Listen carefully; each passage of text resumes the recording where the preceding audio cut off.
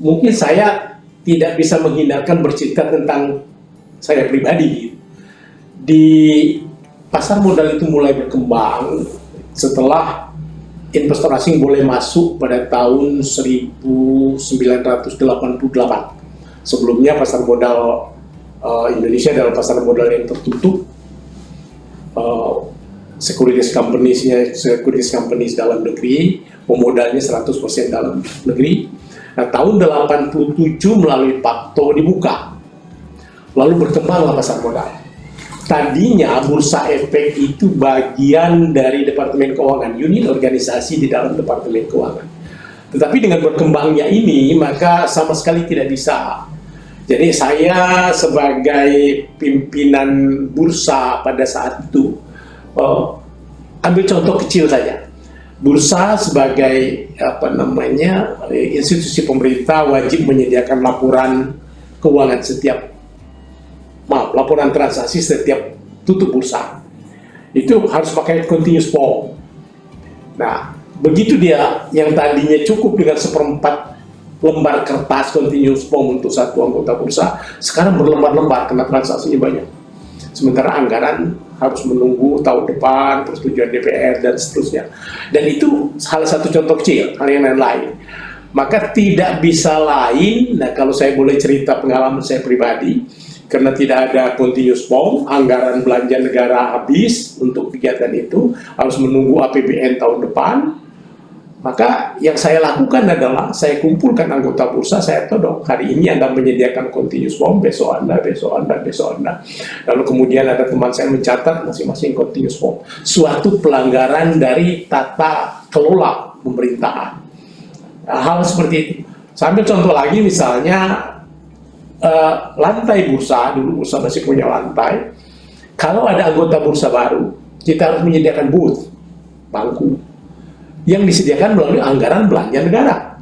Tapi ketika kemudian ada anggota bursa masuk dan anggota bursa asing mulai masuk dan banyak, lalu anggaran belanjanya tidak ada, harus menunggu proses ke DPR tahun depan. Yang saya lakukan pada saat itu, saya harus ngaku. Saya katakan, Anda ini gambarnya, ini desainnya, Anda bikin sendiri, itu tempat Anda. Jadi Anda bayangkan bahwa di kantor pemerintah kemudian ada aset-aset swasta.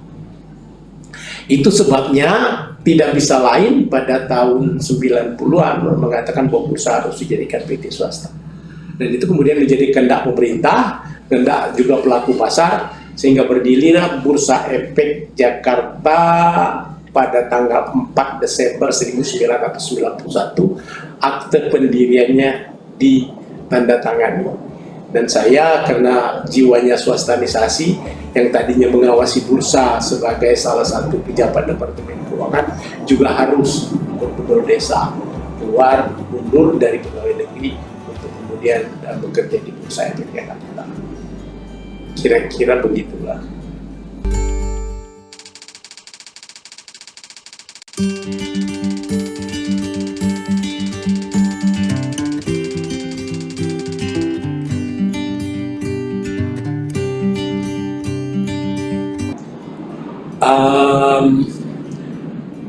Ya, karena memang itu dunia saya. Begitu lulus perguruan tinggi pada tahun 1977, saya langsung bergabung ke Departemen Keuangan dan ditempatkan di bursa.